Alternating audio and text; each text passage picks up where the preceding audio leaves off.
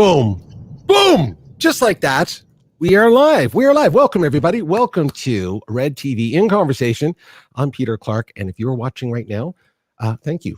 I super appreciate you watching right now, especially if you've come back to watch a show again. But if you're the first time watching, thank you very much. Appreciate that. We are live right now. Facebook, Twitter, YouTube, Twitch, LinkedIn, anything the kids are doing.com. We're probably out there doing that right now. So that's what we're doing. We're live right now, and we appreciate you being here. Hey, listen, pretty pumped.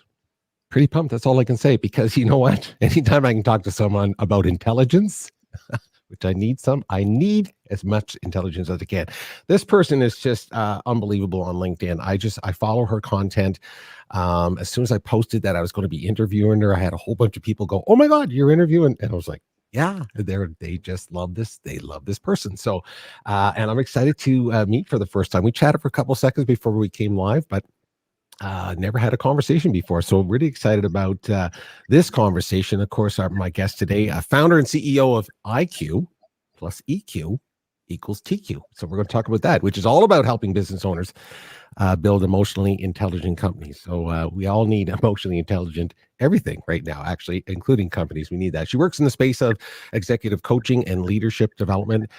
She's an author. She's an author with a book on Amazon right now. She didn't just read books, she wrote one. So there you go, right there. And she's a podcaster. I think she's close to 90 episodes, 86 to be exact, but 90 sounds better. So she's almost there at 90 right there, recorded. And last but not least, she's so respected on LinkedIn that, again, I was inundated with people going, "Oh my gosh, I can't believe you're going to be interviewing this person." I was like, yeah. So here we are. Super excited about that. Please welcome everybody.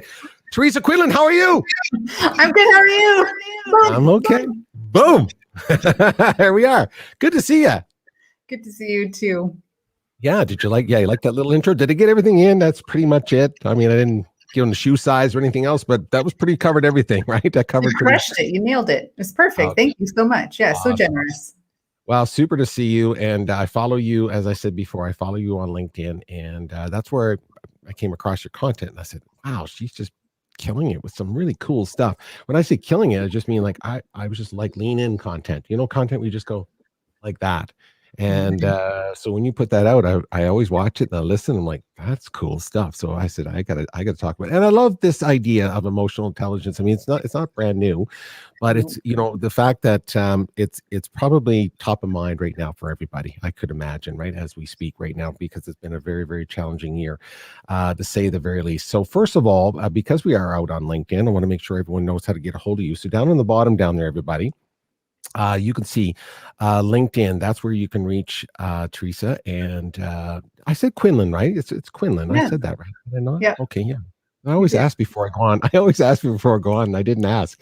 I always ask before I go on, but I think I got this one. So we're all good with that. So reach out to her. There it is right there, LinkedIn profile. You'll learn so much more about her. And of course, you can go to her website. Where's her website here? Let's put that up on the bottom right here. IQEQTQ.com. Really cool to print, by the way. Just boom.com. Really simple. You get out there, you'll see a whole bunch of information. Whew. With all that being said, how are you? My most important question. You, your family, everyone okay? Everyone's doing fantastic. Thank you for asking. Fantastic. See, that is great. I mean, you got your health and you love what you do. Yes. Life is pretty good. Life is pretty good. Mark. Just a little check mark right there. This is a fascinating space that you are in, and you almost own the space. To me, you do. I mean, you own the space on LinkedIn. I mean, I know there's a lot of people on LinkedIn. There's like 750 million people on LinkedIn. I'm going to assume there's a couple that don't know me and a couple that don't know you. So with that being said, let's just start right there at the basics, and then we're going to jump into some really cool stuff today, because I got something I'm going to share. I've never shared this before, ever. I actually haven't even read it yet. Just wait till you see what I'm going to show you in a little bit. Let's talk about IQ EQ equals TQ. What is that? Tell us what that is. Tell us what you do. Fill us in. We're in an elevator. We got 90 seconds when you're going to say, "Hey, Peter, what do you do?" And I say, "I just make videos." And I'll say, "Hey, Teresa, what do you do?" Go ahead. I help people to access their intellect, their IQ, by getting their emotional crap out of the way. That's the 15-second version of what this formula is. And it's a brainchild between me and a departed friend. When I stepped out of corporate and wanted to start my business, I called her up. She and I worked together in corporate, and I called her up and I said, look, I want an equation because I love things that help piece together. And I know the EQ is the piece that most people are missing. And I know what it gets in the way of, and I want to use my initials. And it just sort of organically grew within about a minute. We had it, we nailed it, and it was ready to rock and roll. And it's been something that everybody asks about because I think they're just so curious about what does this mean? So it's a good opener. 100%. I mean, as soon as I see it, I'm the same thing. It's like, well, what exactly is that? So talk us through that. What is IQ? What is the EQ? And what is the TQ? Generally speaking, if you're phoning up a C-suite and say, hey, listen, this is what I'm all about. Just tell us what those things are all about. Yeah. So we hire people primarily for their intellect. Like we look at their experience, their education, and we hire them for that. And then they come into the workplace. So that's that cognition. Then they come into the workplace and they're performing in the work. And then all of a sudden we find out that they have some behavioral tics that we don't really like or enjoy. They rub people the wrong way. They don't know how to handle. Like dating. Yeah, exactly. They don't know how to handle stress. They don't know how to filter themselves a little bit. And so what ends up happening is their emotional quotient is really quite low. And because it's low, it gets in the way of them expanding or exploiting their talent quotient, which also is my name. It's the initials for my name. So it works well as sort of a double entendre that we want people to be able to perform at their optimum level in the workplace. And that's how we, as an organization, flourish, is getting the most out of every individual. And so if there's something in the way, like a lack of emotional intelligence in the way, then they can't really exploit all of their talents in the workplace environment. And so what I do is I help people to grow the EQ skills so the IQ can flourish and their talents can grow to optimum performance. Wow. Okay, there's a lot to unpack right there. When you talk about EQ, about emotional quotient, fundamentally speaking, when you are hiring somebody, and of course we're out on LinkedIn right now, which means we're talking to a lot of organizations that are hiring people, and sometimes you have to let people go for different reasons as well. It's really hard to know that when you're going through the process of hiring. I mean, you do the interview process, even if it goes to multiple layers, to 2 or 3 people, maybe the HR, and then maybe the managers that's going to be involved with the actual day-to-day, and maybe even a senior VP or something like that. It's really hard to talk about emotionally, because let's face it, I mean, we can all put on a really cool mask when we have to perform. And I think most people do that in general anyway. What kind of things do you talk about with companies about how to navigate that at the very beginning? It's one thing to go through one of your programs to find out afterwards, which is great too. But at the beginning of that process, what kind of tips or what kind of things do you say to them that, or do you? I mean, can you actually? We do. It's a great question. We do talk about how do you incorporate emotional intelligence into the processes of your organization, because once you develop the people that are already there, especially your leadership with emotional intelligence skill set, if you keep hiring people that are not emotionally intelligent, then your culture is sort of like a sieve from the bottom. And we don't really want that. We want them to flourish as soon as they come into the organization. So incorporating emotional intelligence questioning into the interview process is really key. But even ahead of that, how we post it, how do we describe what a role is really all about? So paint the picture of how an individual behaves in this role. Because emotional intelligence are behavior-based skills we see people demonstrating in situations where risk is high. So teaching recruiting or HR and how to ask those questions and dig into their answer to discover, how did you know you were feeling that? And how did you behave? And what did you identify or observe in the other person that told you that's what was going on for them? So we dig to hear if they actually are emotionally intelligent. And then depending upon the position, you can move right through to using the EQI assessment for your candidate selection. So you can use it to profile some of your candidates, especially if you've got people of equal experience and education and you want the best candidate. You might want to use the emotional quotient profiling process to be able to say, oh, this one is going to fit better for the job that we have. But that also means you have to profile your jobs with which emotional intelligence skills do you need in order to flourish in this role. Right. Fair. And that's fair. I mean, you have to make sure that you're actually filtering that process to what you said this is going to be, right? You can't, it's probably unfair to try to match it up afterwards. It's at the beginning of this process, right? It's like, gosh, I didn't know Peter was like that. I didn't know Peter like didn't like stress. I didn't know that. Yeah, exactly. I mean, while you can close the gaps later in training, it'd be great if you knew how big of a gap you needed to close. And how many gaps you need to close for individuals, because no one's ever really going to come into an organization and nail everything right out of the gates. Most people are going to need some time and development and some accommodation to get used to where they're at and who they're with. Yeah. Oh, no doubt about that. No doubt about that. What's interesting about what you do is that you work with so many. You work with leadership. You work with teams. You work with people at the C-suite level, all different levels of the organization. But a lot of the key part of what you do is leadership development and executive coaching and these kinds of things. Now, I know you've answered this because, as most people know, I do my research. So I know that you've actually wrote a post about this and answered this question for me. But for the context of where we're going in this conversation and moving forward and so on, and I've asked some really interesting people in multiple different verticals this question. So that's why it's always fascinating to hear, the juxtaposition, if you will, of what they think it is. What is leadership to you? What does that mean when you say leadership? Because it's such a highly used word now. It might be almost overused, but leadership. What does it mean to you? I so appreciate this question.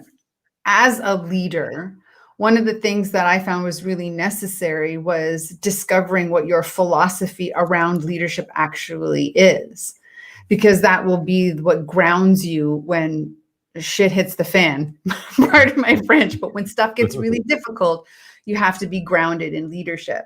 And so what leadership has always meant to be is care about the person first, and then they'll take care of everything else. So leadership to me is really just caring about other people enough that you'd be willing to do whatever it takes to help them flourish, whether that is with you or somewhere else. Yeah, gosh, that sounds what the answer is supposed to be. So let me throw this at you. Like, it's been painfully obvious over the last several years at the global level, in business, things that are showing up in media and so on, that obviously you can make it to the very top and not have the skill that you just said, which is worrying about and having that. So is truly that, is that what you hope leadership is? Because I'm just challenging the thought that it doesn't seem to be demonstrated at the highest levels at time. It seems to be sometimes that people can reach the very top and certainly not be emotionally intelligent at all. Or even be a good leader, to your point. Like, they may not be a good leader. So, I mean, we can also define leadership as, is anybody following? Because if no one's following, then you're clearly not leading people. But might I be leading an industry because I'm a thought leader? So like leader, I think what we're talking about is leadership in the context of leading other people. Fair enough. Because leadership could also be like, I am a thought leader in the tech industry. And so I challenge the status quo. I lead on this front, on that front, on that front. It's got nothing to do with people. Right. That's a great distinction. You could be a creative leader, right? You could be the leader of a band. A leader of it doesn't mean that you're ready to run an organization and train and develop people and mentor people and those kinds of things. No, that's a very good distinction. I appreciate that. Hey, before we go any further, I just want to make sure that you know that there are people watching here. And there's a rock star right there, just so you know. Jacqueline Way, she's a rock star. Like, she is a rock star. And she's giving a shout out to not my first show with Peter. Hey, I appreciate that. Let's see who else here. Loving the conversation, Peter and Teresa. Oh, that's Elaine. Thank you, Elaine, for sometimes the user, we don't see who it is, but Elaine, super appreciate you being here, Elaine. That's fantastic. And love talent quotient, Teresa. There you go. what's this question here? Oh, yes. Well, I tried to research. So I appreciate that. Thank you. No, I appreciate that. Thank you so much. I like this right here. Care about the person first, and they'll take care of everything else. I tend to agree with that. I challenged it for a second, but she's the expert. She's the expert. I was ready. I was so ready. I saw that. That's what I loved about that. I love that. Hey, so thank you, Jacqueline. You're super kind. I super appreciate it. So thank you, everyone who's watching and so on. You have fans, and believe me, Teresa, there's people going to be watching you on replay, because I've got all kinds of these texts telling me that that's exactly what people are going to do. Okay, let's jump to that. Like you again, so you deal with so many different organizations, multiple different verticals across all kinds of industries and businesses, and you've seen, I'm sure, young and old, middle management, all that kind of thing. And we just talked about leadership and what you thought it was. So let's talk about traits of leaders that you have seen and worked with, predominantly speaking. For you, what do you think are some of the traits of great leaders? One of them has got to be determination, because I don't think that anyone who sort of rests on their heels is meant for leadership, because leadership requires sometimes to push the pace, sometimes to come in, sometimes to micromanage, sometimes to be a visionary, sometimes to coach, so a leader has, I think, a great trait for a great leader is that you have to have this determination, and specifically this determination in self-actualizing. So in growing yourself to be the best that you can be, especially if leadership is something that you've determined is incredibly meaningful to you. And so you're pursuing fulfillment in that. Just like if I was a painter or had a hobby of gardening, and I'm self-actualizing through that hobby, it's bringing me fulfillment. And so without it, I would be meh. I'd be unfulfilled. I'd be losing like a part of me, which would dip into that talent quotient bucket. Right. So outside of emotional, though, because of course a lot of what we're going to be talking about, or what we are talking about right now, is that marriage between the intellect and the emotional part of it. Is that if that's not dominant in one of the traits? So again, some of the traits specifically that I'm trying to find, some that you think that people think are important, and in your research they're really not. So that's why I was hoping that are there ones that you think that people are probably undervaluing is what I was getting at. Because sometimes just what you said, there are lots of leaders who are just strictly visionary leaders. You know, I think of an Elon Musk or a Richard Branson, someone like that. Are they necessarily the best, you know, like you said, come in and kick butt and get things done leader? I don't know. So the visionary leader or tactical leader, those kinds of things. Or an affiliate leader. Right. A commanding leader, a democratic leader. So that, personally, in my opinion, when you have every leader will have a default style, one that naturally just sort of fits their personality, the way that they operate. And they're an incomplete leader, in my opinion, when they are only that type. And the goal as a great leader is to keep filling up your golf bag, more clubs in the bag, more tools in your kit. So while affiliative, democratic, pace setting might be my default method, I have to lead the person that's across from me. I have to lead the situation that I'm in. So I'm going to need a heck of a lot more tools than the ones of just that particular style of leadership. Right. So I appreciate these books that you can go to the bookstore or Amazon and find so many books on the shelf of caring, heart-based, like so many different kinds of leadership styles, and you can read all of them. And from all of them, you could probably take something and integrate that into your style. It's another skill. It's another tool that I can use. And I think that maybe it's that trait in leadership that is the most significant trait to have, is the consistency of developing your skills as a leader. You can't really stop. Yeah, you got to want to, right? I mean, I know that's one thing I've said in just in conversation with people, and it's almost like a philosophy that I've used in the sense of trying to understand people. I'm insatiably curious. I'm just curious. I love talking about all kinds of different things, and I'm curious. So if I don't understand something, I want to know a little bit. And I'm always fascinated when something magical happens. Whether they fly which they just flew a drone on Mars, for example. Mm. And some people be like, yeah, whatever. I'm like, really? You're not curious about that? So is it curiosity? Because I'm wondering if curiosity drives that insatiable appetite to want to learn. That's what I'm wondering. It can. That's probably one trait that can drive that. Achievement and being an achiever by trait could be something that could also drive the consistency in learning as well. Being a relator, someone who relates to other people. And so because I relate to other people, or maybe I'm an empath and care about other people, in order for me to do right by them, I have to grow some other skills to be able to do right by them. I think there's many things that could drive the desire to be a better and better leader, which I think is really important, because if we get stuck in one thing, then this is going to limit the number of people that can be a leader. Yeah. Because not everyone will have that thing. Right. And not everybody on your team then will recognize, that leadership style. It'll either, like you said, could rub them the wrong way. And all of a sudden you're in a situation where you're not growing because you don't recognize the style of that leader. And maybe they're really good at it. It just doesn't suit you. So I get that. Hey, speaking of researching and watching all your content, which I do, by the way, just so you know, I found something you said during, I think it was about a year ago. You were doing some sort of, you were online doing something. So anyway, I just went and captured it. Okay. You're always online doing something. And so I want to play this little tiny clip of you describing something about leadership and about basically performance for a leader and so on. So I just want you to see the clip, and then we'll come back and quickly ask a question about what I'm looking at right here. Okay, so just watch yourself on TV. Right here you go.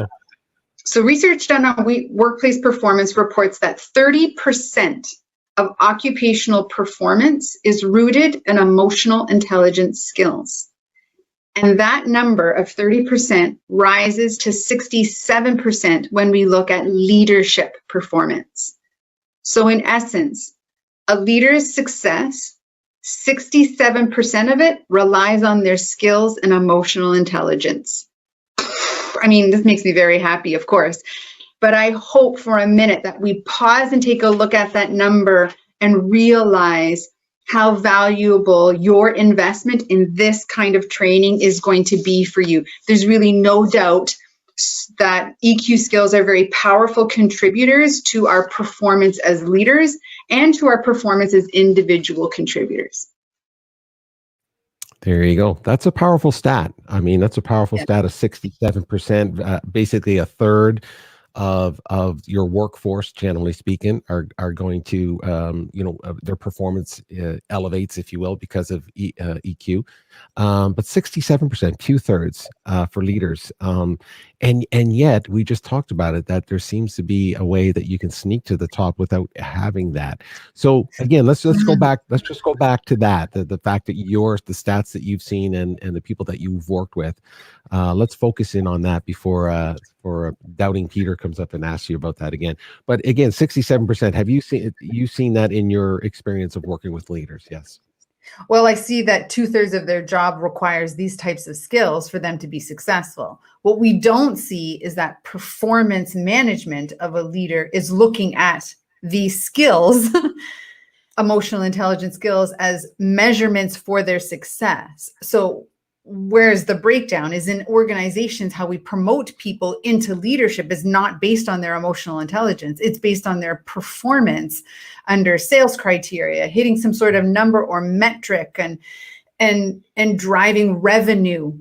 Like these are kinds of things we're looking at. Oh, you're good at this job. Now you get to be a leader, but I don't want to be a leader. And I don't really care to elevate other people. Like I'm knocking out of the park here. Why would you move me into leadership if I don't display leadership qualities, characteristics, or desires? So internally in organizations, there's a really huge faux pas around how we promote people into leadership and identify who our next leaders are. Yeah, it's funny you say that about sales, and no dig to salespeople. This is not right. No dig. The old argument: operations say, "Hey, let's we're unless we're delivering it for you, nothing gets done. Sales goes, hey, unless we sell it, nothing gets. So it's the cycle internally. But it's so true that it's very common to see a VP of sales or a top salesperson become the VP of sales, and then VP of sales moves up to be the president sometimes. He or she, it doesn't matter who it is, and that not necessarily because they're knocking it out of the park with sales is the criteria that we should be looking for when we're looking for EQ leadership. True? Very true. Yeah. What we're looking for are things not directly related to revenue, although directly related to revenue. So for example, when we do sales, we see a very short line between the sale and revenue, our bottom line, our profit, our EBITDA. But when we look at employee engagement, retention, we don't often see it's a little bit of a longer line to get to profit and EBITDA and bottom line. And it's these metrics, employee engagement and their performance and their retention, that is where all of your emotional intelligence skills will impact numbers that have huge amounts of dollars attached to. High turnover, low employee engagement, absenteeism, presenteeism, tons of money being spent in training people over and over again when it's not a skill gap, it's a motivation gap. And if they had a leader who could identify and talk to them about a motivation gap, we wouldn't be spending all this money on training them in skills. Right. And so there is sometimes this big disconnect between what we're measuring as far as what is most important to measure in a leadership's ability to perform for an organization. Right. You know, and we saw Jacqueline Way here watching, so I'll just use them if she's still watching. Fantastic. But she's for example, a leader of a movement, if you will, like a nonprofit. And it's more of a cause, if you will. It's more of that. So you think that applies the same way to profit and nonprofit? Do we look at it the same way? I'm thinking not, but from your experience, do you need those same kind of leadership skills maybe in a nonprofit environment as you would in a profitable environment? I think the value of the skills is going to be the same. The impact to culture, bottom line, people will be exactly the same. I don't really know what would be the difference where it wouldn't be as important. Yeah, and I think my mind is working is that there's something magical about being able to follow a cause when the leader is someone you believe in. Yes. You know, you fall in love with the passion and the vision of someone who has. So use Jacqueline as the example in her 365 Give, that cause, if you will, that program.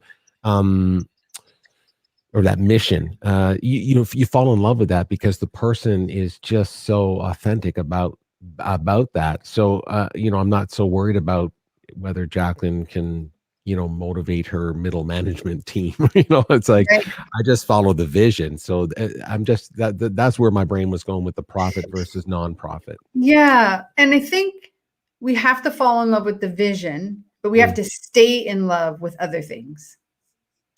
Right. Oh, it's easy to get excited for an hour or two or a couple of days or a couple of weeks. Totally is, right? But what ends up happening to keep me here is the relationship I have with the person who is closest to me. And if we're talking about leadership, my leader often makes or breaks my experience in the workplace. It's the number one reason across North America why people leave their job is because of their manager. So if I have a bad relationship with my manager, it doesn't matter how strong the vision is. I'm not sticking around. Or I will stay around, but I'm going to withhold a lot of my talent. And you'll pay me. And yeah, back to work to rule. It's work to rule, right? It's like, I'm just going to give you what you need. And that's all I'm doing. I totally understand. You want people to work for blood, sweat, and tears. I mean, if you just pay them, and I think, I don't know if it was Richard Branson who'd said this, but somebody at that level said this, pay people enough so that money is off the table of the discussion part. Just pay them enough so that they're comfortable with that, and that's not the issue. If there's issues, then it's not that. And I think that's a great way to kind of approach Daniel Pink in his book Drive talks about that. Maybe it came from there. There you go. Yeah. See, I watched so much of this stuff, and so there you go. Hey, let's. Someone just threw up. Yes, Jacqueline Way is a rock star. That's correct. That's where I've learned all of this, including the hair. Jacqueline Way, right there. Self-actualization. Here we go. Self-actualization. Growing yourself to be your best you can be. Love this. So there you go. See, you got big fans here, boy. I'll tell you right now. Boom. Beth Donnelly, Arve. I'm always saying that wrong. It looks like Avery. I hear you. I know, right? Yeah. I get that. I'm so glad to see you. Super appreciate that. Here we go. It's so true that sales and leaders can be two different people. And that's so true. Yeah. That's the world of philanthropy, by the way. So I just want to throw that out there as people, hey, I'm very philanthropic. And then you meet. You're like, wow, that's interesting. You are philanthropic in a very interesting way. And let's see what this says here. The goal of a leader to keep putting tools in your toolkit. Yeah, I agree with that. I love that analogy too. And you know what? Most leaders, some of them actually heard the golf one. So yeah, more more clubs in the bag. So that makes a lot of sense. So I really want to talk about you mentioned it briefly here about the EQ of 2.0, the 360 model. Okay, so yeah. I'm going to bring that physically up so that people can see. I don't want people to get overwhelmed with it. Okay. Because it's right. So I want you to kind of give us a little overview of it if you can. And the reason why, I'll show you in a second. You're going to be excited. I'm excited because I've never told anyone this before. I swear to God. So this is going to be interesting. So we're going to talk about the model itself.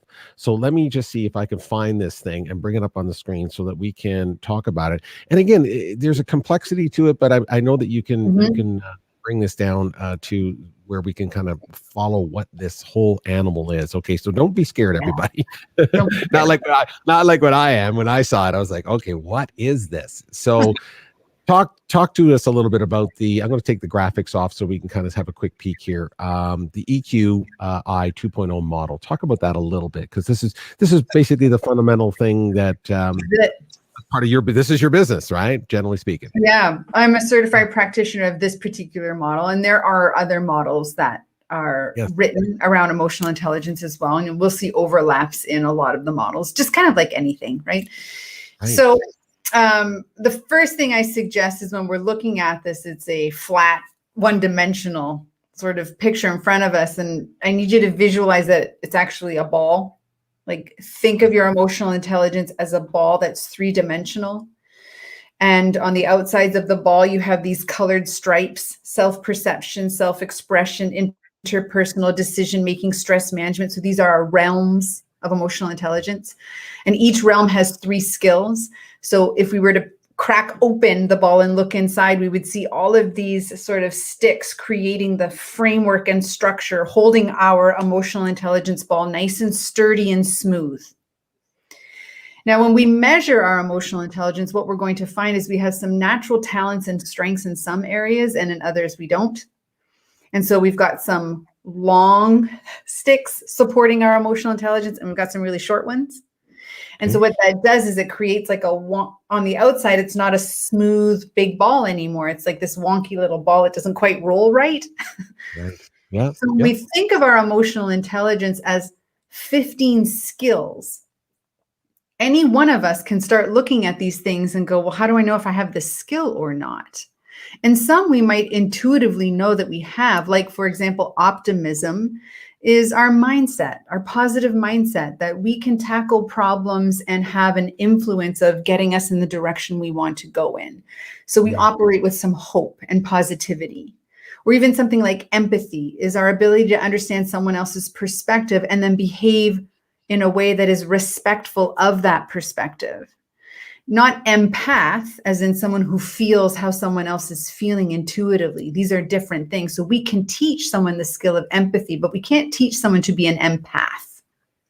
Okay, stop. So hold that thought. As a recovering empath, forever recovering, which means I had to come to terms with this about 10 years ago, figuring out why do I feel the way I feel all the time. I mean, literally, I mean, the blood moon is coming like in another day or something. So I'll feel that. And, but I mean, emotionally, I'm very sensitive to energy. So I want you to say that again, because I just heard it for the first time. So you can teach empathy? You But you can can't teach it as a skill, right? But you can't teach someone to be an empath, which when we think empath is a defined personality trait, someone who intuitively picks up on the emotional energy of other people. So empaths oftentimes don't even need to be told what someone is experiencing. They feel it and they connect with it energetically, and they will say something to that other person that was exactly what the other person needed to hear without them needing to share anything about what's going on with them. Wow. Now, empathy as a skill is an interpersonal skill. And we need empathy because it is, in relationships, our ability to understand other people logically, emotionally, and then compassionately. So logically understanding is, I get it. Intellectually, I get where you're coming from. I see all of the variables that you're thinking about and are influenced by, and I get how you landed where you are. So I logically get it.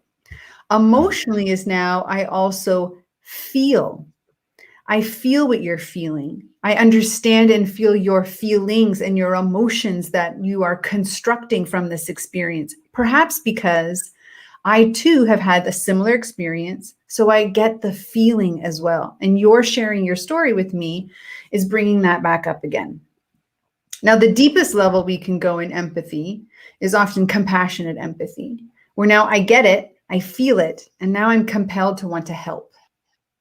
So I'm compelled to take action with you, for you, on behalf of you. I'm compelled to be now part of this. And we can teach a certain amount because learning anything requires aptitude for learning that, any skill. Just think of, when you learned how to throw a ball, some kids come out of the womb and they pick up the ball and they got an athlete's arm. It just happened. And others never really get it, no matter how much they practice they put into it. And so these are skills. And so we'll have aptitude for certain skills as well. And so empathy can be taught. We can be taught to be curious just a little bit longer, ask some questions, gain clarity, allow people to speak. And when we do that, we start to understand people because we're listening. And so this is the skill of empathy, is understanding. Mm-hmm. That makes so much sense to me. I mean, it just makes so much sense. I never heard it said like that before, to be frank with you. The idea of the difference between being one and learning it, because well, that's another show right there. Another show just talking about it. So let's dig into one of these. And the reason why I want to do this part, to dig into one of these, and like you said, it's more like a sphere, if you will, we're looking at here. So we're digging into basically, but if we dig into one of them, and the reason why I want to dig into one of them is, look at this. So first of all, you're going to laugh. You're going to laugh. I mean, you're going to laugh. So first of all, let me take this. Okay, let me take this off. You're going to laugh. You're just going to laugh. Okay. I knew this, but I didn't pay attention. And this is your typical husband speaking. You sort of understand what your wife does, but you don't. Okay. So she has this, of course. And why does she have this? Because she's done this stuff. Yeah. And look at this. She ran a report on me. I mean, fantastic. It's this. I was like, I remember her doing this, is like literally from May 12th of last year. Amazing. I'm doing this. I'm doing that. I'm like, okay, cool. This is great. And I don't mean to say it like that. I'm just being transparent here. And I was like, I just totally forgot. So when she knew that I was going to be talking with you, she said, well, yeah, I do that. I was like, what?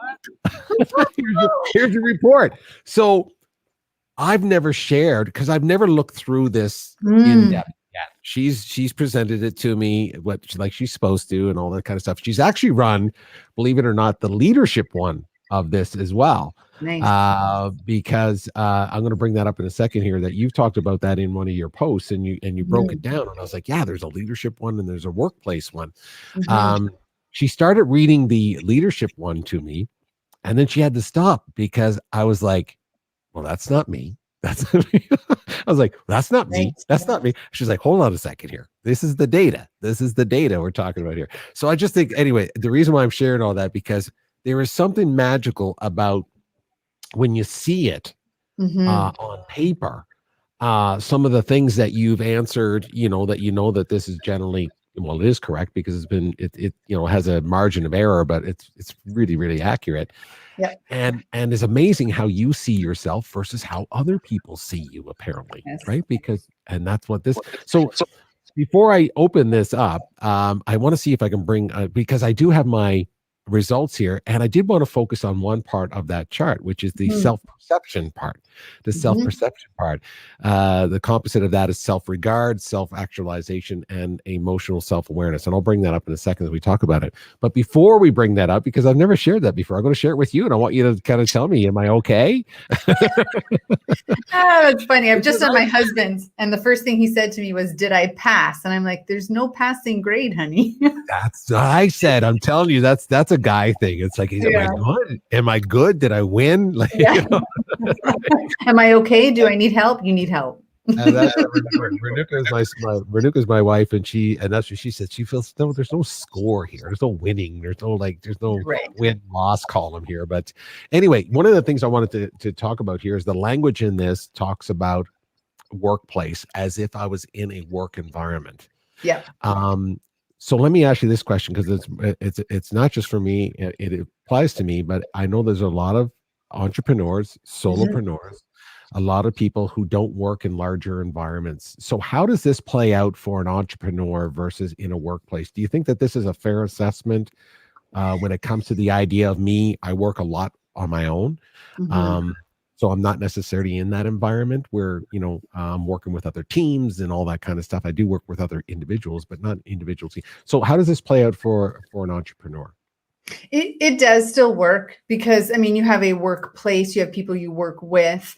When you answer the questions under your self-assessment, you're simply answering statements. It doesn't really say, in the workplace, are you? Like, the questions aren't phrased that way. They're phrased really quite generically around how you behave and respond in certain situations. Right.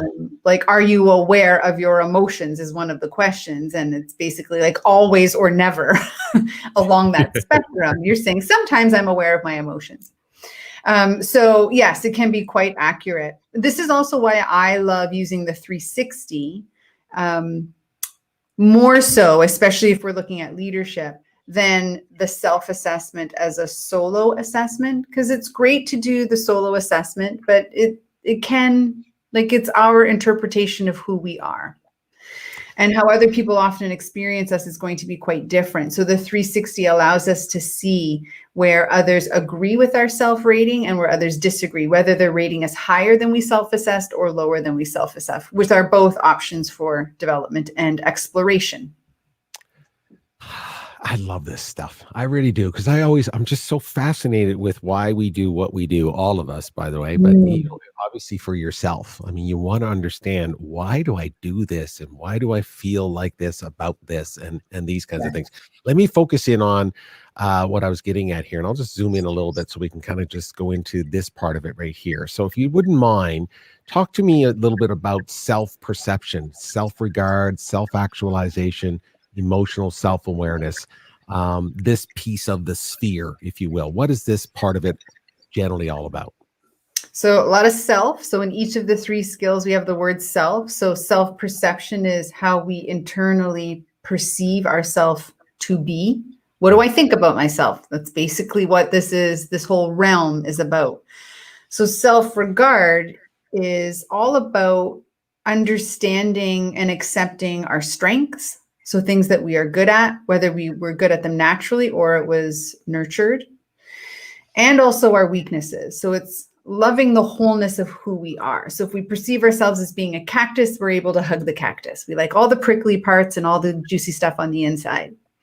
And oftentimes self-regard can be associated with things like inner strength or self-confidence, but it's mistaken that it means self-esteem. So we just want to make that distinction that it isn't about our self-esteem. That's something separately to develop, but can also be influenced by our self-regard. Okay, keep going. Sorry. Okay. Should I keep going? Okay. Yeah. No, please. Yeah. I'm listening and learning. I hope everybody else is, and I am. So let's keep going.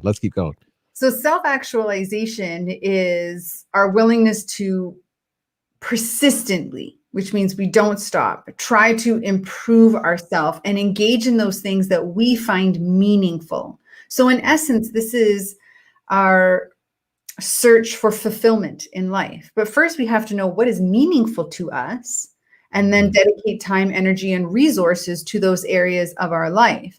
But what happens a lot is most of us are sort of hitting shy of a very rich and enjoyable life because we've selected areas of meaning based on what other people think we should have as areas of meaning.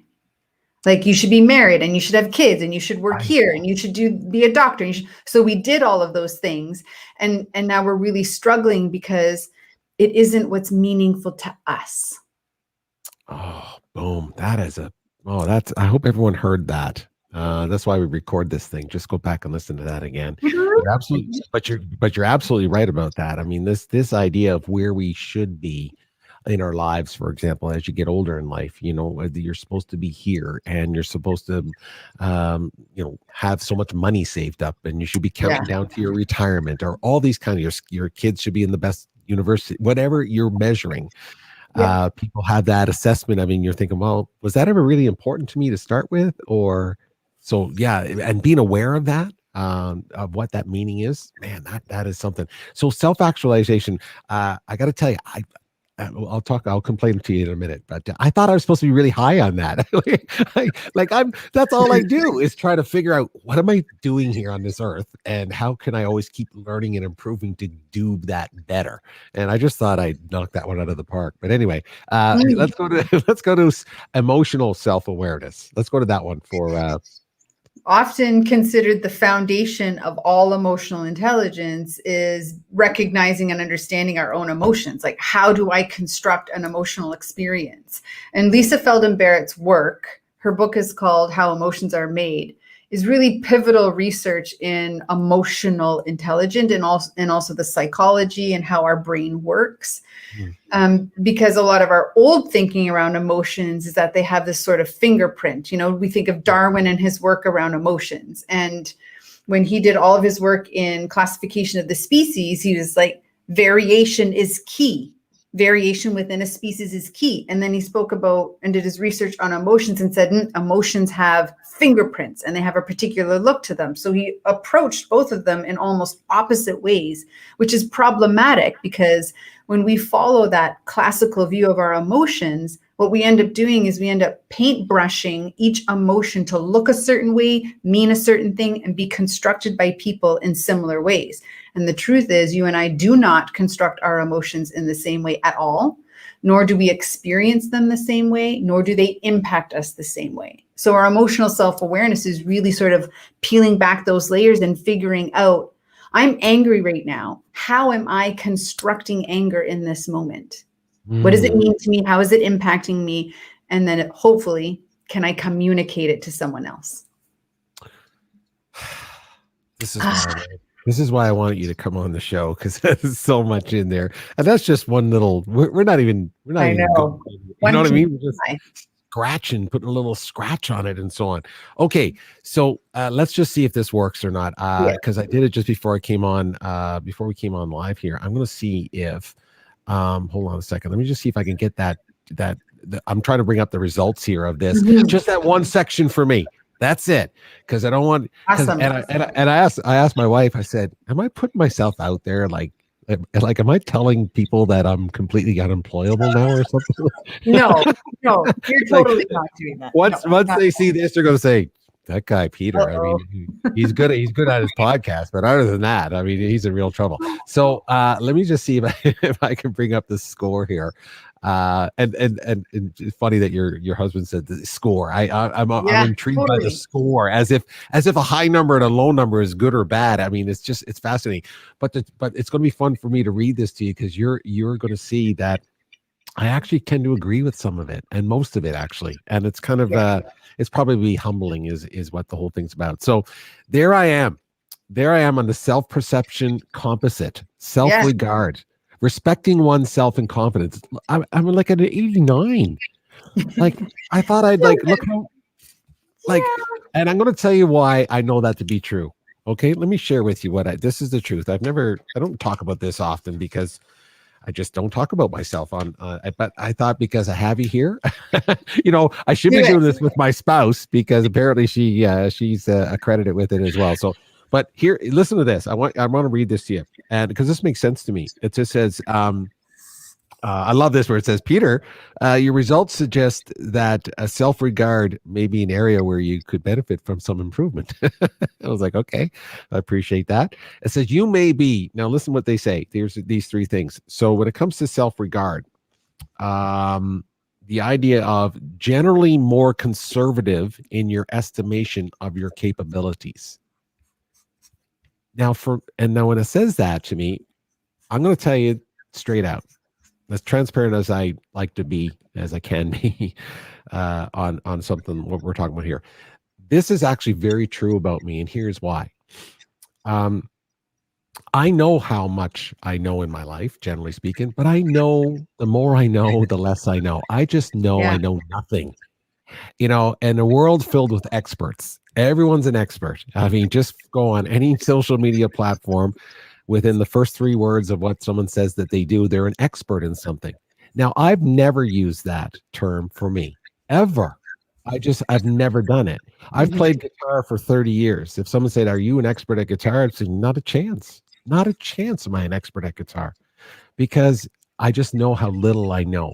So for me, when I read that, it actually rings true, that respecting myself and my confidence, I'm not very good at recognizing the skills that I have, because I recognize them only because I know how better they can be.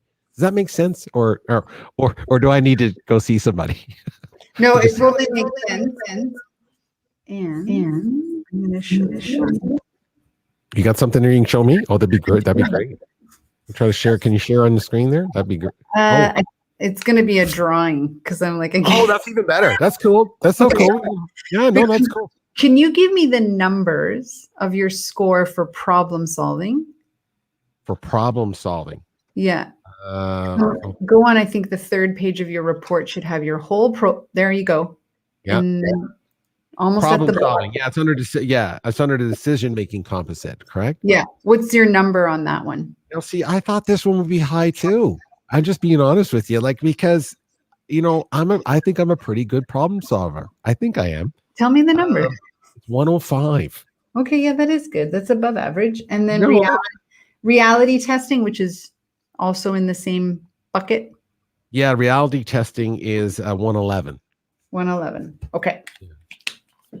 So in emotional intelligence. Yeah, let's just do this. Hold on, I'll get rid of this, and I want to see what you're doing here. Yeah, please. There we go. Beautiful. In emotional intelligence, no skill operates on its own. And what does that mean? It means every skill is supported by 3 other skills. Okay. So our self-regard, our ability to assess what our strengths are, what our weaknesses are, is supported by, I'm backwards here, reality testing. So how objective we are at assessing our own, not subjective. So you just mentioned, I am aware of how much I don't know. And so your reality is based on comparison. Yeah. I'm aware of what I don't know. So now you have this comparison marker. And so when you assess your own strengths and weaknesses, you're now doing so under a comparison marker, as opposed to your self-regard being grounded in your potential, not your potential compared to other people or other capacities. That makes sense to me. Because it makes a lot of sense to me. I'm just listening to it for the first time. And listen, everybody, just if you're tuning in just now, this is not about me, okay? I didn't want this. Great demonstration of how skills play together and how skills show up as well. Bingo. And that's what I really wanted to, because I just thought it would make more sense if there was real numbers and a real person involved to kind of talk about what you do. And we're just literally scratching the surface of one part of that sphere. So that's why, and we're not even going through all the numbers here. We're just picking one little No, tiny just piece. one. But you can see there where it talked about the idea. See, now I didn't know that part. So that would be in the counseling part or the coaching part. Yeah. the coaching part. Counseling, sorry. It can feel like counseling sometimes, but we try not to call it that. Yeah. I gotta be. You're absolutely right. I gotta be careful about that. So it's all about just this idea of just like you said. I mean, I do it that way. I never compare, for example, my experience is what I know, with maybe my level of, I guess, intellectual intelligence, these kinds of things. I just compare it to, wow, there's so much to know. And I'm aware that where I'm on a totem pole, I just like, oh, okay, you're down here, Pete. This is that's how I think about myself anyway. I just wanted to share. So no, that's fascinating what you said about that part of it. Let me go to the self-actualization, which again, yes. 116, not bad, but I thought I'd crush that one, but I don't. That's crushing. I don't know that's the high range. So you're in the high range, which means you have a high level of proficiency. And based on what you've been describing about yourself, that makes sense because you do pursue growth, learning, development. And it seems like, I mean, I heard guitar, and travel. We talked about that before we started recording. Sure. So you've got areas of your life that you really do pursue and spend time in. Yeah, and again, multiple interests. I mean, I'm just fascinated by so many different things, and so that's why I'm always trying to improve myself, because I want to be able to literally just have a conversation with anybody about anything, anywhere, anytime. I really do. That's why I love traveling. I'd love to sit down with somebody in Sydney, Australia, and have a conversation, or Bangkok, and just talk about life, and just you can, wherever you are, to be able to kind of be that kind of a person. This one here says, it says here, unable to recognize your strengths or forgive yourself for your weaknesses. And you know what? That resonates with me. I am literally, I very rarely ever think about the good things that I can do or know how to do. Mm-hmm. Yeah, I just don't. I just never do. And I'm really, really harsh on myself when I don't perfect things, or perfect is a strong word. If I don't get proficient at something that I really want to get good at. Now I have to want to get good at it. Yeah. But back to the point is that, I don't recognize the strengths and forgive yourself for weaknesses. I think does that sound common for most people, I wonder? It can. I mean, imposter syndrome is something that a lot of people really struggle with. There you go. And, most people, which is self-doubt, like we can reference it as self-doubt. And most people, when they hear imposter syndrome, might go like, yes, I totally do. Or might like, no. But if we think of doubt, of doubting ourselves, there are probably multiple experiences throughout our life when we remember that we doubted ourselves. It may not have been long that we doubted our capacity, our ability, or proficiency in something. It may have been just a blip on the radar, but we do experience it. And the blip is essentially one's ability to manage imposter syndrome, self-doubt, low levels of self-regard in the moment that it happens. So noticing the emotion that shows up, that is called doubt, and reconciling it and asking yourself, what am I doing to create this right now? I'm telling myself a whole bunch of stories about what I'm not capable of doing, what I've never done before, what someone else is doing. Like I'm painting this rabbit picture. Well, no wonder I feel doubt. And what does doubt do to me? Well, if I'm trying to perform, it probably makes my knees really weak and my mouth really dry, and I'm really shaky, and I can't remember the words I'm supposed to be saying. So my intellect all of a sudden gets murky. I can't access it right now. Right. And this is the IQ plus EQ equals TQ. So growing that EQ skill set of knowing how to manage that emotion in the moment will elevate and make the IQ accessible so I can perform.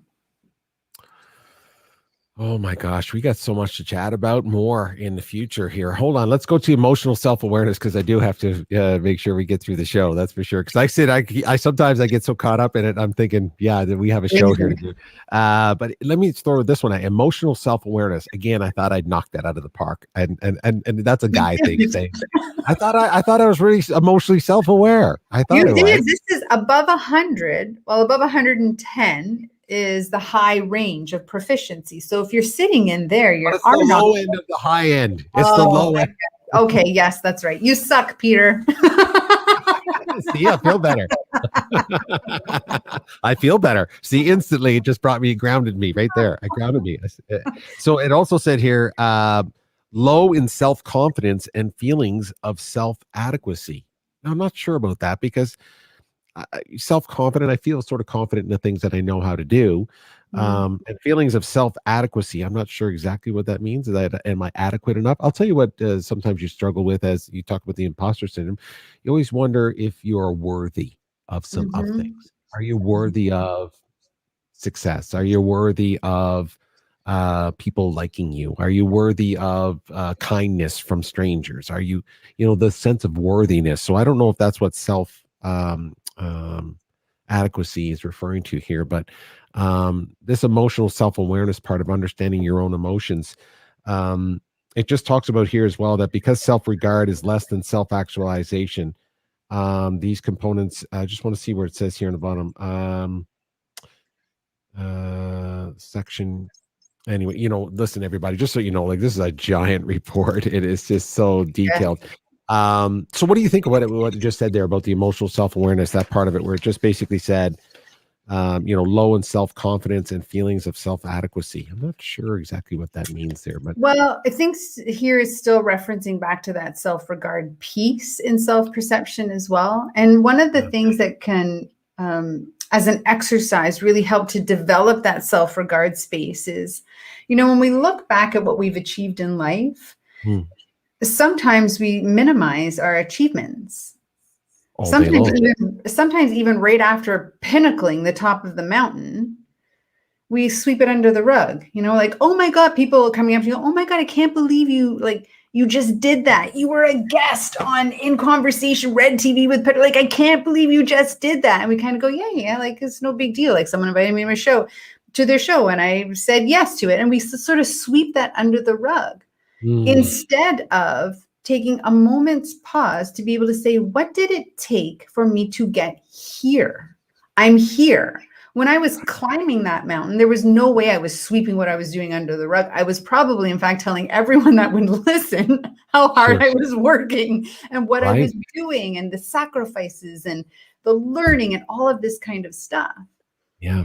And so a practice in self-regard is to catch ourselves minimizing and using language that minimizes ourselves.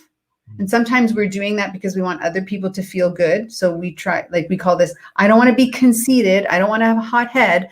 Well, you can be humble and not do those things, but you can also be humble and appreciate the effort and attributes that you needed to invest in order to achieve. Because what we're looking for under self-regard is acknowledging the attributes, not necessarily the achievement, but what it took to get there is your self-regard. And knowing that is a big deal for our self-confidence. Yeah, I agree with that. And you're right about sweeping things under. There's a character trait of mine right there. Just instantly. I'll do something and I'll have the high of that. It's just happened. And then it's like, okay, so that's done. Now what, it's like, come on, Peter, come on. Like, like really be in the moment, right? And you just talked about that conceit, like you said, that idea. We just want to stay. It's like the song, humble and kind, right? When you're chasing your dreams and they come true, let yourself feel the pride, but always stay humble and kind. And I just always think that's something to live by, is that you can feel the pride of personally of knowing your journey. But even embracing it and enjoying it for a couple minutes. A couple minutes. Listen to me. A couple minutes. Hey, you just did something really great. Yeah, well, I got 2 minutes to enjoy that. So I gotta get on with the next thing here. Anyway, I just thought all that was. Listen, I think that was a lot of fun. I really appreciate you indulging me with this. I'm definitely going to go through this. I really, really am. And my wife, my beautiful Renuka, has also the leadership one done. And of course, I definitely, now it's been a year. Now, I don't think a year would make a difference. Do you think maybe this year makes a difference, but do you think a year makes a difference between reports? What do you think? It can, absolutely, can. especially if Okay. you've been working on your emotional intelligence. A year is a good amount of time to reassess, to see development and skills. Right. And there's an element of the report that is state-based. So, if, you know, at the beginning of a pandemic, if you did not respond well to the beginning of a pandemic starting, then that would have great impact on how you answered these questions. And if you're in a much more healthier state now, then that will also impact how you answer the questions. But what you mentioned about this report earlier was this is the most valid and reliable emotional intelligence assessment on the market, which is why it's the one I've chosen to be a practitioner of.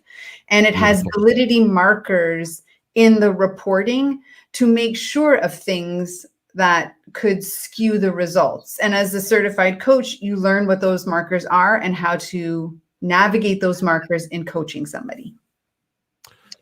Oh gosh, I got so much work to do. Well, you have friends to help.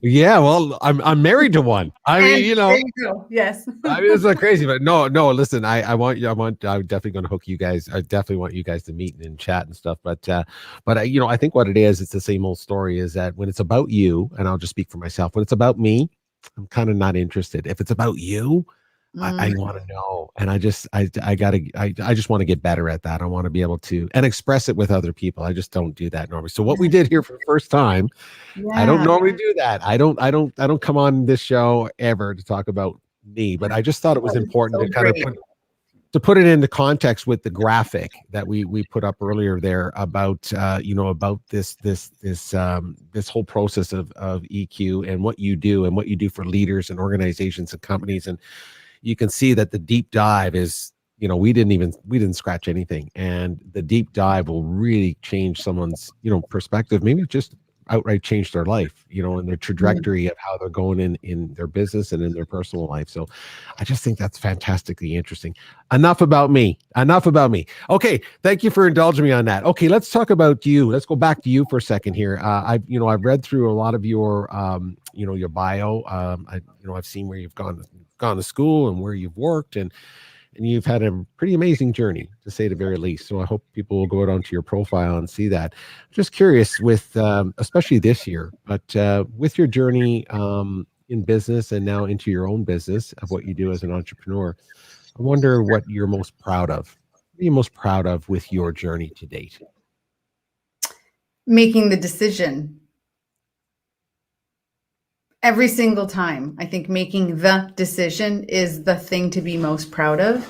So when it was time, when I felt it, I was like, I can't do this anymore. There's a lot of doubt that, like, are you sure? What else are you going to do? Starting over somewhere else. 22 years in a corporate environment, really learning the ins and outs of a business and everything that comes with that length of time within one organization. It can be a lot to leave behind. And so many people will throw those things at you because that's an expression and extension of their fear. If they were in that situation, these are the things that they would be worried about. Yes. So in that moment, I didn't ask anybody else. In that moment, I just took a blank pad of paper and I asked myself the question, do I want to stay here? And it was like a hell no, not anymore. I'm done. The ceiling is here. I'm above the ceiling, so I can't be here anymore. Do I want to do this kind of work in another organization? And the first thing that came to my mind was same shit, different pile. And I thought, nope, I don't want to do that either. And I recollect this moment so intimately, but also like it was yesterday. And then it's like, okay, so what do I want to do? Well, I want to do what jazzes me up. What can I do every single day that I would love doing every single day? What's the favorite part of my work now that I do? And I was like, this is my most favorite thing out of my work that I'm doing right now. I could do this forever. And I had this recollection of a memory from 15 years prior of a friend who said to me, you should be a life coach. And this memory popped up for probably a very specific reason is because at the time I was like, what the hell's a life coach? Because that wasn't something that was popular then. And she had said, you just have a way of assimilating the pieces of what someone is talking about and helping it make sense to them so they feel motivated to do something about it. And in that moment, I thought, I know that I'm an assimilator. It's been something that I've been very good at doing my whole life. It comes very easy to me. It's when I'm in flow, is when I get to take pieces and make them something that makes sense. And so picking that this was the emotional intelligence was the piece, because it's the foundation for almost everything else we want to succeed in. And that I wanted to do it without having anyone else to answer to, meaning in the entrepreneurial space. Yeah, the entrepreneurial, absolutely, I understand. Was a decision that was like, yeah, that's what I'm going to do. And so my husband came home and I said, honey, I made a decision today. I'd like to take you and Aiden out for dinner, and I could tell you what my decision is. And I told them, and my husband said, it's about damn time. And my son said, Mom, that sounds really exciting, and you look so excited. And the lady in the restaurant said, what are you guys talking about? Because it looks like you got something going on here. And we told her, and she said, dessert's on me. We all had this great celebration. And I called up my boss the next day, let her know. And in 30 days, I was out and rolling. Wow, that's a cool story. I appreciate you sharing that. I knew a little bit about that, not a whole bunch, but the details of that are just, that is so inspiring. I think you just, again, someone just heard that for, right now about the decision. And it's funny you say that. That's exactly how I feel about things. It's, I always tell people, or when I'm having these kinds of conversations of what we're talking about right this second, for me, the tough moments is not the doing of anything.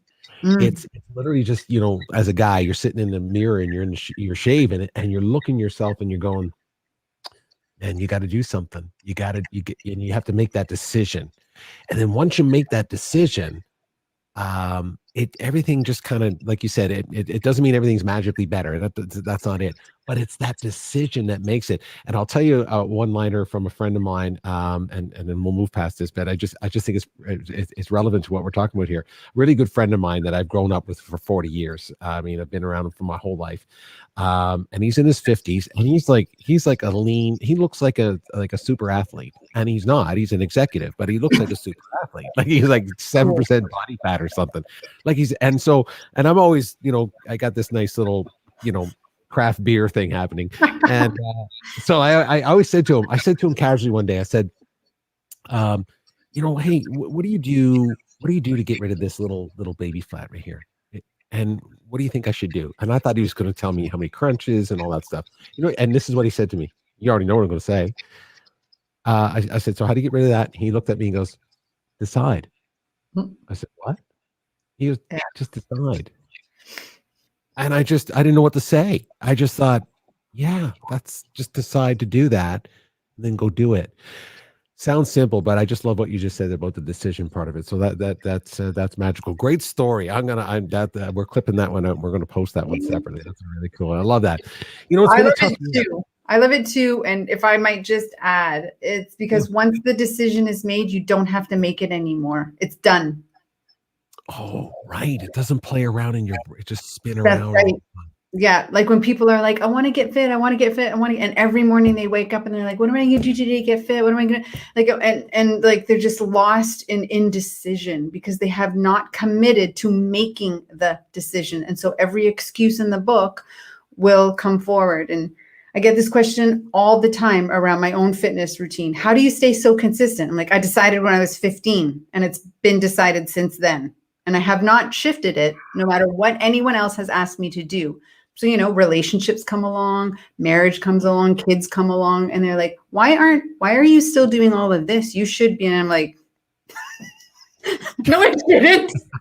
You're number one with me. That's what she Why did. Does your opinion matter more than my own about what my life needs to be? I know that if I give up these things, you're not going to like being around me. Wow. Just the fact that you said I made that decision a long time ago. It's done. I love that. I love that. What I was leading to is that, again, this year, this has been a tough year. It's been a tough year for everybody. So I think everyone's even kind of tired of talking about how tough it's been. So it has been tough. But one of the things about trying to move forward with, EQ, IQ, all these kinds of things is always trying to push us towards, happiness and being content, if you will. I'm just wondering what kinds of things today for you, as an entrepreneur, you have a family, these kinds of things. What keeps you hopeful and optimistic these days? What doesn't? And because you can find hope and optimism if you're looking for it. You can find it anywhere. And so the act of looking for hope and optimism is something that I choose to practice. So as a simple example, something I do in the morning times before my feet hit the ground is I visualize the villa in Italy that I want to be living in. I love this. Keep I going. visualize it, and then I smile and I say to myself, Italy. And then I swing my feet out and I stand up. And I'm like, I am hopeful and optimistic that this is going to happen because I've decided it's happening and I'm visualizing, it's manifesting itself. So basically the universe will bring it. I've just surrendered when it's going to bring it. That when my son is having a day at school and I lean my head around the corner because he's in his little cubby hole doing his online learning. He knows that I'm there because he's heard me. And he does this thing where we've decided I don't say anything because he might be engaged in something. But if he can talk to me, he does this with his hands and he turns around his chair. I love it. He's 15. He cracks me up. Like And Dr. Evil. Like Dr. Evil, he does it because and we just have we have a little giggle, we have a little lightheartedness. We cultivate and find moments for that level of positivity to exist. And so I think that for me, it's it's everywhere, it's in everything. And at the same time, I also have moments where I'm like, I'm going to go to bed and it's 8 o'clock because I'm tired. I'm tired from the day. So I honor that as well. I allow myself to feel it. I honor it. I do what I need to do. And the next morning I'm visualizing Italy and waking up and we're ready to go again. I love that. That is awesome. I do the same thing when it comes to not the Italy part. I'm going to start that tomorrow. But the grateful part. I'm basically 5 steps from my washroom, if you will. And I literally say that to myself so that I can instantly try to find gratitude. Just from world travel, we know how important water is and so on. And I know people think that I'm making this up, but I'm not. I literally say out loud, wow, I'm so grateful for my toilet. I'm so grateful for my water. I can brush my teeth. I just say that out loud and say, Peter, just listen. You're so lucky. There's people around the world, billion people that don't have running water and sanitation. So that kind of thing. And so you just, like you said, just try to find something that grounds you right away to find the hope and optimism of what you're looking for the rest of the day. I appreciate that. I so appreciate that. Hey, let me throw up a couple comments here before I listen. I'm keeping you waiting longer, but listen, when I have a good conversation, it's hard to get me away. And I know all my sponsors aren't so upset with me, so that's okay. We're all good. Hey, I love this. This is Jacqueline just said about the graphic, and it is amazing graphic to break it down. But again, there's look it up, and you can look it up online and actually grab that graphic. So it's fantastic. Great explanation, the difference between self-perception and regard and esteem. So I appreciate that. I have a funny feeling that's my beautiful wife, Renuka, but not sure. We're going to find that out. This is a great demonstration how skills play together. So I like that for sure. Let's have a quick here. Celebrating the moments as they come in life and feel more fulfilling, help prepare us to face our next challenge. Absolutely true. I mean, just being able to celebrate. I have to work on that. That is for sure. That and making decisions is so powerful. That is absolutely true. So no, I love that fact that you did that. Hope and optimism. That's a great way to do Italy. I have a new one now. Italy is a good thing. Hey, let's talk about your book. I said at the beginning of the show that you don't just read books, you actually write them, which is really cool. So I know you have a book on Amazon. It's called You Belong Here, Humans First Stories. I know you're the co-author, but tell us a little bit about this book. It's available on Amazon. I'm going to put the information on the bottom right there, a little bit about it. Tell us a little bit about that book. And I got a little surprise for you when you're finished telling me about it. Go ahead, tell me. Amazing. So Mike Vacanti is the founder of Humans First, and I joined on invitation 2 years ago now. And being part of this community, you attend calls and you get to know other members of the community. And every call, we really just dive into conversations about compassion, about accountability, empathy, racial diversity, any topic. Nothing is off limits. And so throughout a year and a half being on these calls, every single time someone would come back and talk about the impact of being part of the Humans First community was having on their life. Like I was having the experience as well. And when other people started to share it over and over and over again, on one particular call, we hung up from the call and I immediately called Mike because I had this flash of an idea of the book. So I called him and I said, Mike, I have an idea for a book, a Humans First book, and I just need you to say yes. And he's like, yes. Like, great. So let me give you the details. This is what I'm thinking, is that it's about people sharing what has Humans First meant to them. What's the impact been on their life by being part of this community? And it's the contributors book. So I would like to invite certain people within the community who have shared bits of their story that I think would be amazing as a contributor compilation of stories from Humans First. I'm like, I will manage it. I will own it. It's your brand. So I need confirmation that you're okay with me doing this. Right. And I want you to write, something at the beginning, something at the end. I'll contribute my own story. I'll thread stories together. I'll project manage, keep it on time. And he's like, yeah, go for it. So I went for it. I pitched him the idea at the end of August of last year. It was ready for sale December. I don't mess around, Peter. I was just going to say, you don't play around. Well, the publisher just sent me, I was practicing my voiceovers today. So little pump out to you right there. Boom. You belong here. Humans First Stories. Available now in paperback on Amazon. There you go. That is so awesome. I'm gonna hey, people say, hey, you should do some voiceovers. I'm like, sure, why not? There you go. Yes. And there you go. So yeah, Humans First. Like I just love that concept. I mean, again, the people that you've met in there. I know that you've met some amazing people in there and so on. That is for sure. Let me just see if I can bring up this little thing for you. I love this. See if I can do this. Okay, here we go. Yeah, so here they are, Humans First. Here is the website, everybody. Just a little bit about that. We were just talking. I think it's a fantastic idea. Home about events. So go to there, everybody. It's humansfirst.club is what it is right this second. So when I go over to the members, see, this is where it's fascinating for me. I go over to the members, and there's Mike. You just talked about Mike and so on. And there's some beautiful people you have, and all of these people, obviously, you're familiar with, and you connect with, and everyone shares stories. And I know you do Clubhouse as well. You jump on Clubhouse, correct? Are you part of it? On occasion? On occasion, yeah. Okay, because I'm going to keep scrolling down here, and I was looking through it, and I was like, oh yeah, Humans First. I know, and then I see Andrea Sanchez on there, and then I see you, and then I see Tony McClellan. I'm like, these are rock stars. So now I know where the circle of love comes from. There's where it is, because as soon as I posted I was going to be interviewing you, Andrea was like, oh my gosh, I can't believe you're, I didn't know the connection. It was like, oh, here it is right here. And I told Andrea, well, I'm going to interview Tony this week as well. And oh my gosh, so now I see where the circle of love is. So great people. It looks like you have a great group of people here that have inspired you. And see, look, right next to Tony says, you belong here. That could be Peter Clark. You never know. That could be Peter Clark.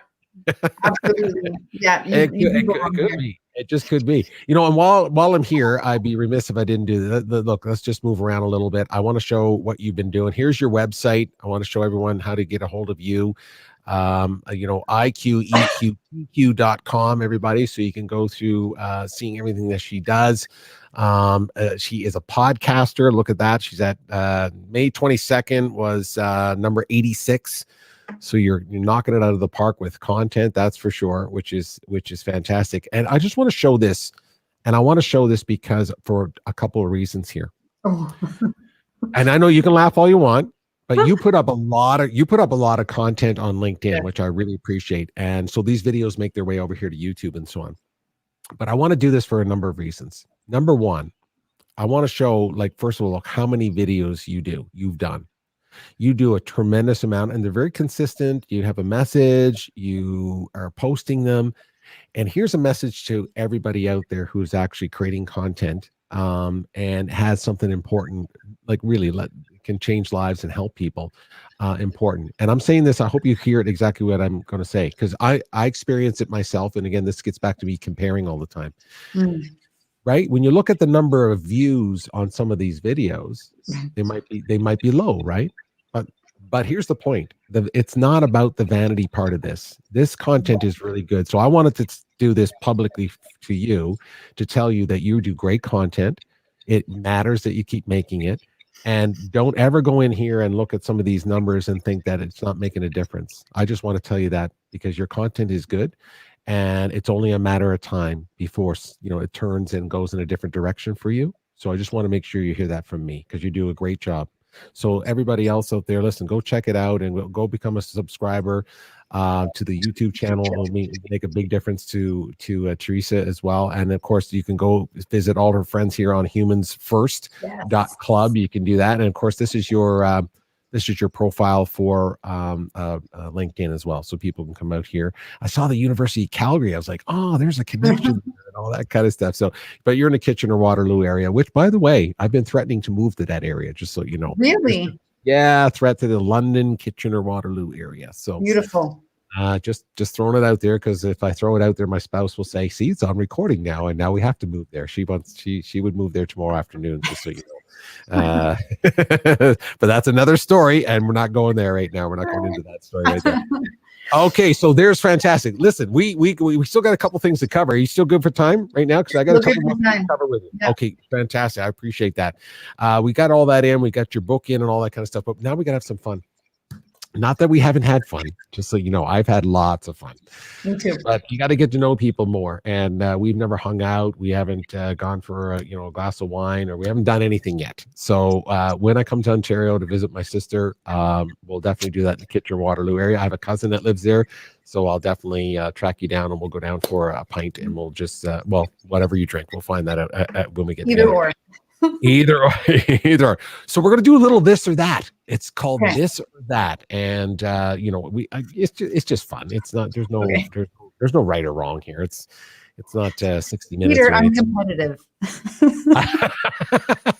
Okay, it's a game and it means something, and you're going to be scored and marked on it. Excellent. Yes. Perfect. Great. What's the prize I'm playing for? Yeah, it's kind of like what is it? Win, lose, or draw. What was that thing? That show where there's like points, or everyone gets points and they don't. Whatever. Yeah, whatever. But you're going to get it here, so you'll get 1,000,000 points for each one you get right here. Okay, just so you know. Makes you feel better. So I'll just name two things. You pick one.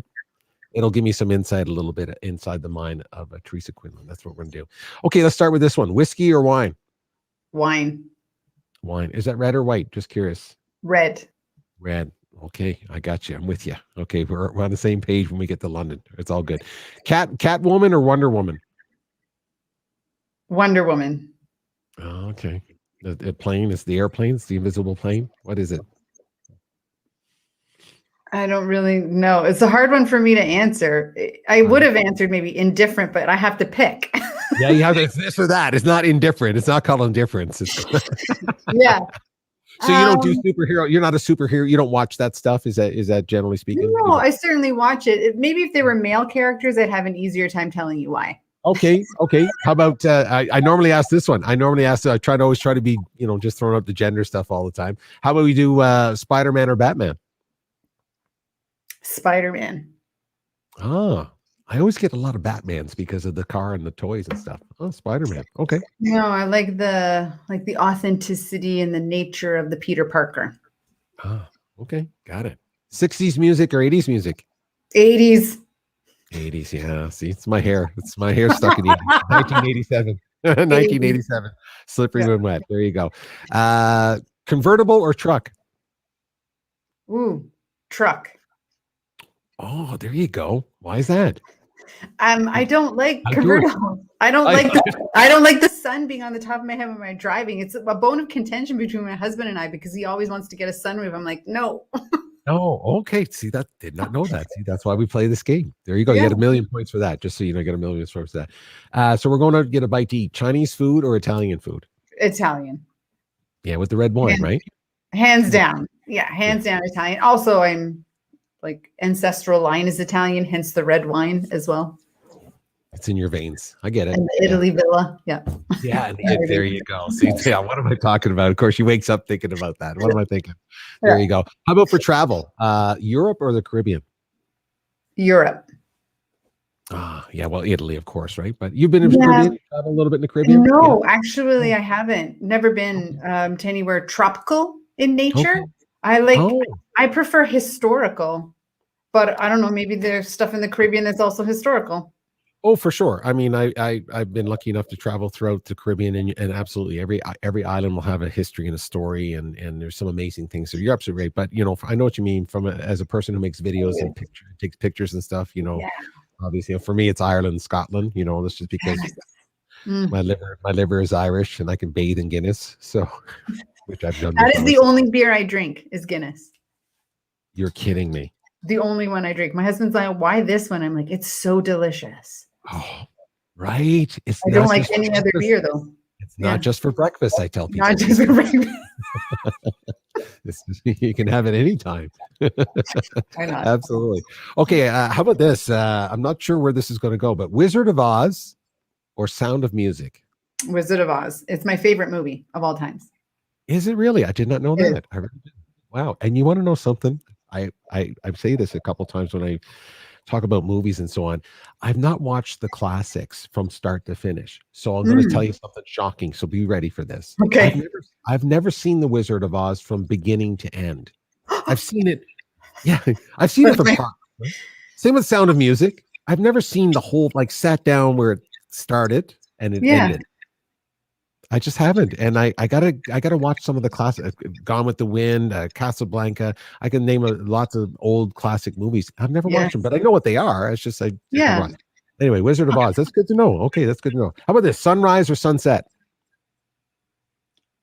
Sunrise, mostly because I'm up for the sunrise. I'm very rarely still awake for sunset. Oh, okay, fair enough. Except in Canadian winters, of course. Right? Yeah, that's true. 4 o'clock. 4 o'clock, right? Totally.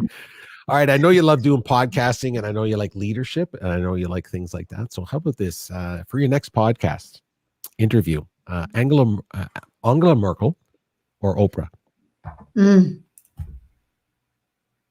Oprah. Why is that? Oh, just thinking. Well, my formative years are watching Oprah. And so she was like a mother figure. She was like a mentor. She was a guide. There were things that she communicated and taught on her program that it's like she was talking to me. And I was like, I hear you. I got this. You're saving me right now. Thank you. Yeah, no, she did have that skill to think that you were literally listening, just, you and her were having this conversation. Yeah, that is a skill. I agree with that. How about this one? I love this question. Hope or freedom? Ooh, Peter.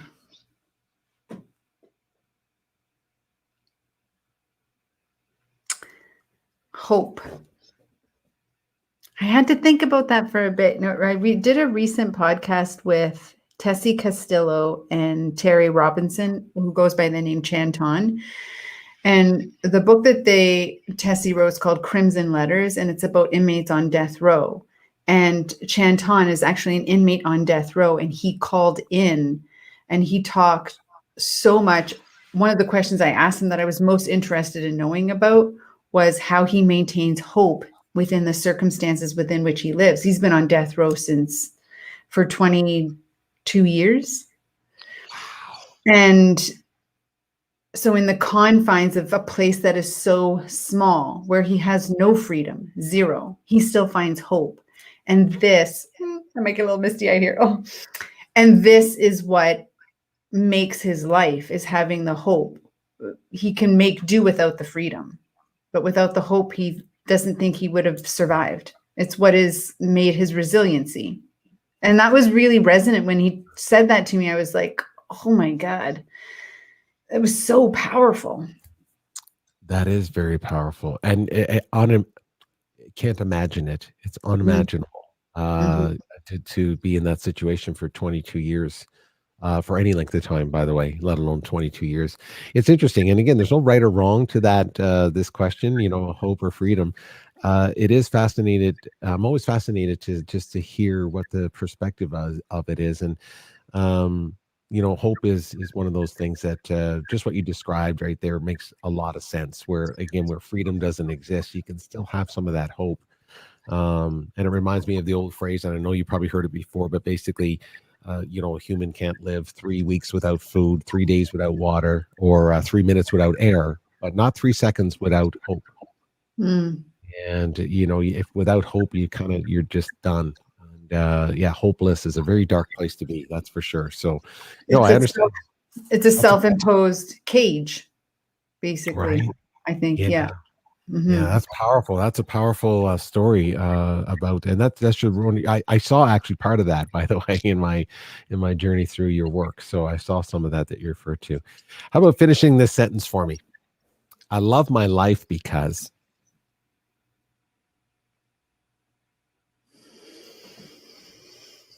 The first thing that came to mind is it's because it's mine.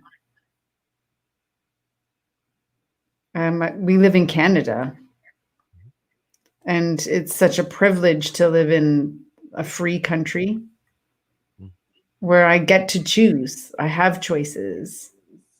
And so I love my life because it is mine. Yeah, I know. I say this quite often, especially when I travel.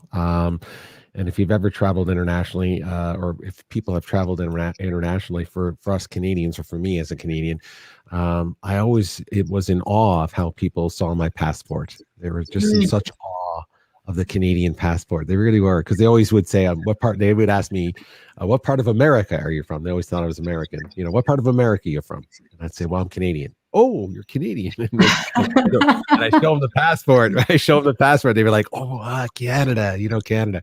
So I always felt that very, a strong sense of pride. And I would tell people, we won the birth lottery. I always tell we won the birth lottery here. No matter, up and ebbs and flows with politics and all that kind of stuff aside, we're blessed. And in any country, I think, where you're given a sense of freedom and independence and autonomy, I think that's a great place to start, right? A great place to start. Absolutely. Yeah. Teresa Quinlan, this has been fantastic. I knew we would have a ton of fun. I just didn't know I would keep you this long. I'm so sorry for keeping you this long.